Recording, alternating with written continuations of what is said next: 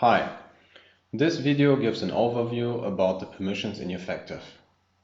You might be a registered user with your email address and your password, or be able to log in via single sign-on, but without any further permission, you will not be able to access any data or see any data in the system.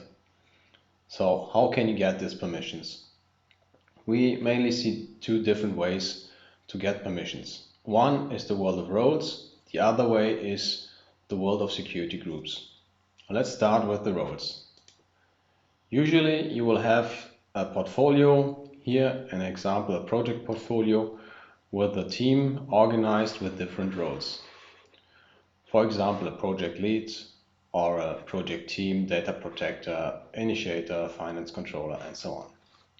These different roles will technically be enabled with different permissions. So in this case, the project lead might be able to access any data in that project portfolio in his project, filling in data, updating data, and working in the way he needs to work in the project portfolio. If you are, for example, a project controller in such a case, you might have different permissions. Only be able to access, for example, the budget, updating budget, approving budget, and so on. So this is the one way you can be able to get access if you are included as a user in such a role. What about security groups? Security groups is another way to grant permissions. Security groups are more used for granting permissions on a, let's call it, higher level to access more than one project. In the previous example, we saw one project. If you are a member in this project, you will be able mainly to access the permissions and the attributes and the data you are allowed via that role.